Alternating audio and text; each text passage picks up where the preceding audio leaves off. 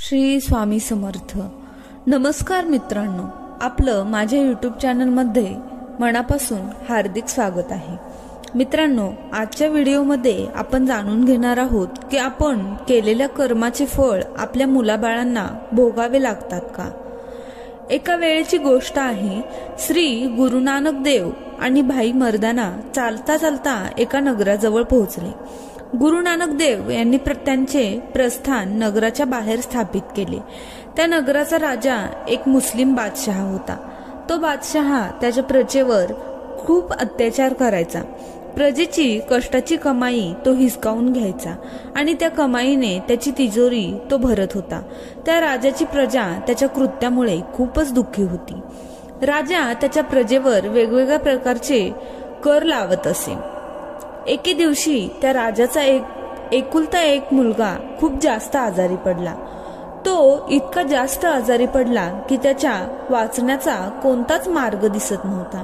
मित्रांनो, कथेमध्ये पुढे जाण्या अगोदर तुम्हा सर्वांना माझी नम्र विनंती आहे की तुम्ही आपल्या चॅनलवर नवीन आला असाल तर चॅनलला सबस्क्राईब करायला विसरू नका. त्याचबरोबर बेल आयकॉनला प्रेस करून ऑल नोटिफिकेशन सुद्धा ऑन करून ठेवा, कारण असेच माहितीपूर्वक आणि धार्मिक व्हिडिओ आम्ही या यूट्यूब चॅनलवर तुमच्यासाठी रोज घेऊन येत असतो.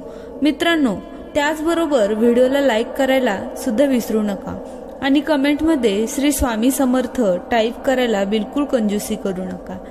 तर आपण आपल्या कथेकडे वळूया. त्या बादशहाचा एकुलता एक मुलगा खूप जास्त आजारी होता आणि तो इतका जास्त आजारी होता की त्याच्या वाचण्यासाठी कोणताही मार्ग दिसत नव्हता. त्या बादशहाने आजूबाजूच्या सर्व वैद्यांना, साधू संतांना, सर्वांना बोलावले. राजाकडून जेवढं काही शक्य असेल तेवढे त्याने केले, परंतु सर्वांनी राजाला एकच उत्तर दिलं की त्याचा मुलगा आता बरा होऊ शकत नाही. बादशहाजवळ एक पंजाबी सरदार काम करायचा.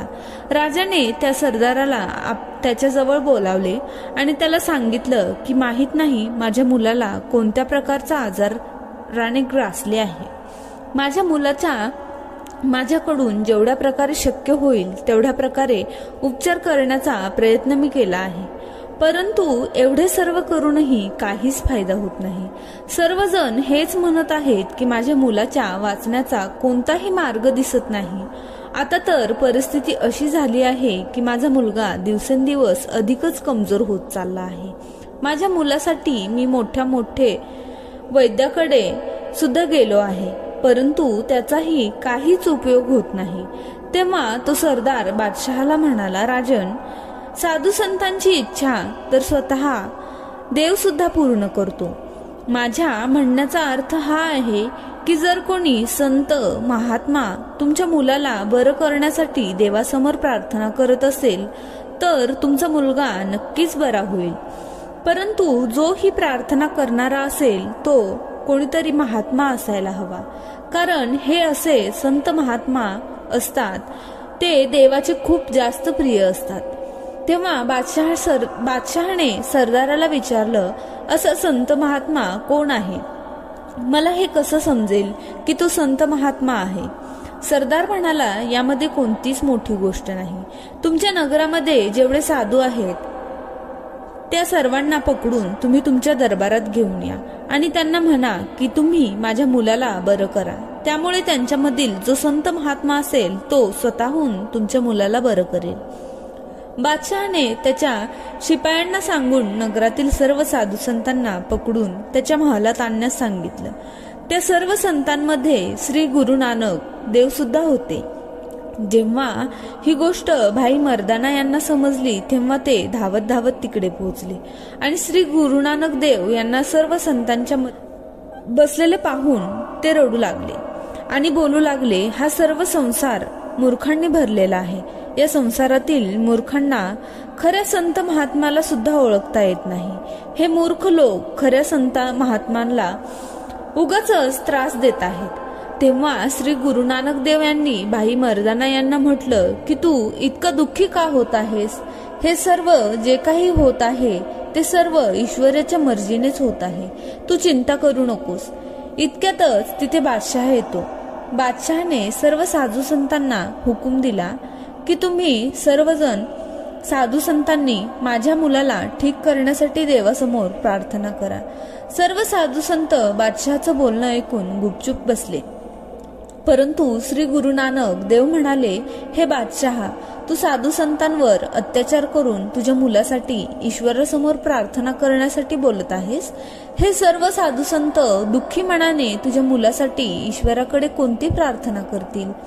श्री गुरु नानक देव यांचे बोलणं ऐकून बादशहाला समजलं की तो एक मोठी चूक करत आहे.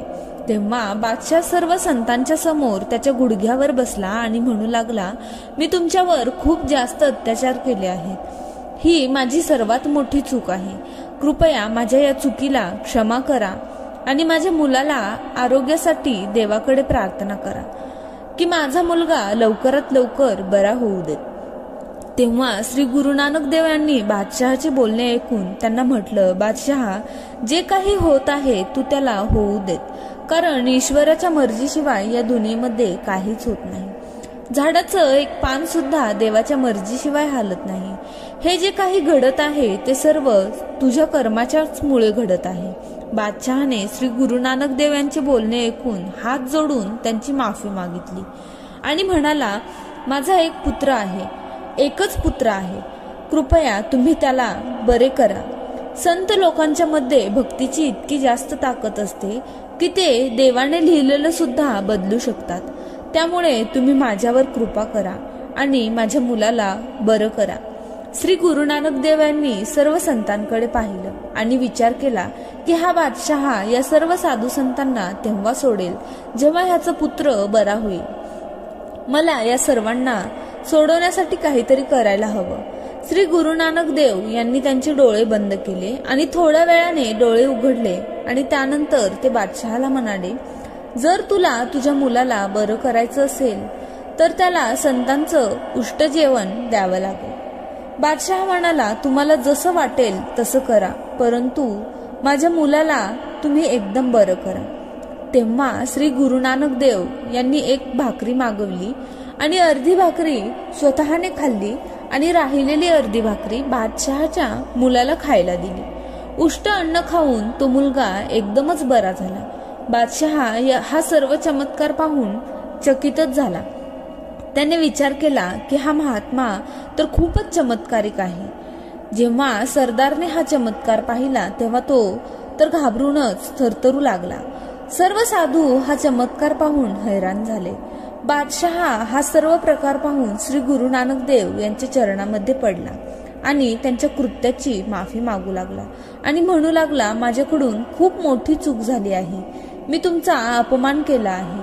तेव्हा गुरु नानक देव बादशहाला म्हणाले, तू माझा नाही तर या सर्व साधू संतांचा अपमान केला आहेस. तुझ्या प्रजेचा अपमान केला आहेस. तू तुझ्या शक्तीच्या जोरावर प्रजेच्या मेहनतीची कमाई खात आहेस. तुझ्या नगरातील प्रजा मेहनत करून त्यांच्या परिवाराचे पालन पोषण करत असते आणि तू त्यांची मेहनत कमाई लुटत आहेस. तू तुझ्या आसपास असणाऱ्या पशुपक्ष्यांना पहा, ते ईश्वरावर भरोसा ठेवून स्वतःच्या मेहनतीचं खात असतात आणि म्हणूनच ते नेहमीच आनंदी आणि तंदुरुस्त असतात. बेईमानीने कमवलेले धन हे हरामाचे धन आहे आणि याचं हरामाच्या धनाने तुझ्या मुलाचे पालन पोषण करत आहेस. त्याच्यासोबतच जे काही घडलं आहे ते फक्त आणि फक्त तुझ्या वाईट कर्मामुळे घडलं आहे. तुझ्या वाईट कृत्याची शिक्षा तुझ्या मुलाला भोगावी लागली आहे. बादशहाने श्री गुरु नानक देव यांचे चरण पकडले आणि तो म्हणू लागला, हे सद्गुरू, आता मी स्वतःला कसं बदलू? कृपया तुम्ही मला याबद्दल काहीतरी सांगा. मी माझ्या वाईट कृत्यांचा प्रायश्चित्त करू इच्छित आहे. तेव्हा श्री गुरु नानक देव म्हणाले, तू मला वचन दे की आतापासून पुढे तू कोणतेही वाईट काम करणार नाही. नेहमीच मेहनत करशील आणि मेहनतीचंच कमाई खाशील.